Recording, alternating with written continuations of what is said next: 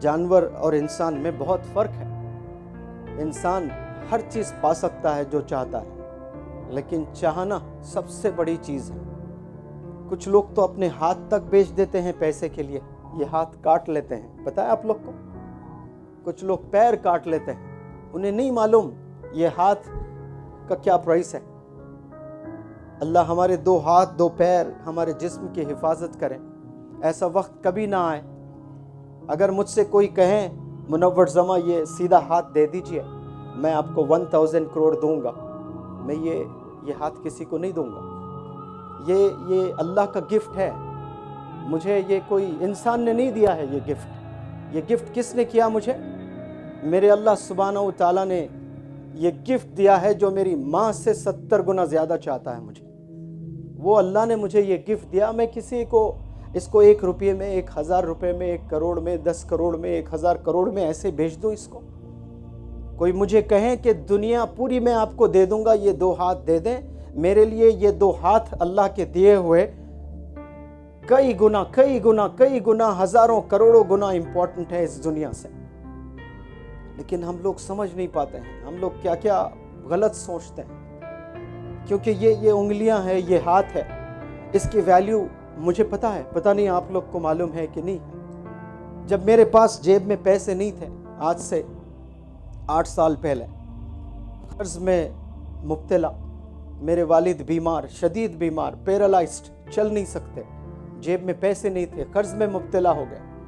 10 روپے بچانے کے لیے میرے ابا حضور کو میں ہاتھوں پر لے کر گیا ہاسپٹل کو، آٹو کے پیسے نہیں تھے، تب مجھے پتا چلا تھا کہ یہ ہاتھ کے کیا ویلیو ہے۔ جب وہ پیرالائزڈ ہو گئے، میرے جیب میں پیسے نہیں تھے، میرے والد میرے ابا حضور کو فزیو تھراپی کرانا تھا مجھے، اور وہ ایک دن کے پتہ نہیں 500-1000 روپے کرتے تھے۔ تو میں خود فزیو تھراپی سیکھا، کچھ چیزیں سیکھ کر 4-4، 6-6، 8-8 گھنٹے درود صلی اللہ علیہ وسلم پڑھتے ہوئے ہر ایک جوائنٹ پر میں ایکسرسائز کرنے لگا۔ یہ تھم میرے پاس نہیں ہوتا تو میرے والد کی انگلی کو پکڑ کر میں ایکسرسائز ایسے نہیں کروا سکتا تھا۔ یہ تھم کی ویلیو کوئی مجھ سے پوچھے، یہ انگلیوں کی ویلیو کوئی مجھ سے پوچھے جو میرے ابا حضور کے پیر دبائے ہیں جب انہیں ضرورت تھی، جب وہ پیشاب پخانہ کر کے دھو نہیں سکتے تھے اور میں اپنے ہاتھوں سے دھلاتا تھا۔ یہ ہاتھ کی ویلیو میں جانتا ہوں۔ جب ابا کا پخانہ ہاتھ کو لگتا تھا، ایسا لگتا تھا دنیا کی پوری دولت میرے ہاتھ میں ہے۔ انتظار کرتا تھا کہ میرا ابا حضور مجھے بلائے کہ ٹوائلٹ جانا ہے بیٹا کر کے۔ میں اپنے دوستوں کے پاس نہیں جاتا، کرکٹ کھیلنے نہیں جاتا، بڑا دیوانہ تھا کرکٹ کا۔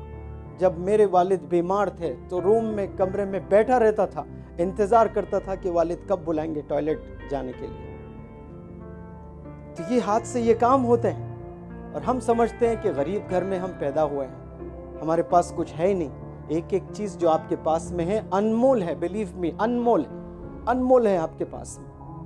لیکن ہم لوگ زندگی کیسے گزار رہے ہیں؟ جانوروں کی طرح گزار رہے ہیں۔ آپ لوگ ہر چیز پا سکتے ہیں جو آپ سوچتے ہو، لیکن اس پر ہمیں کام کرنا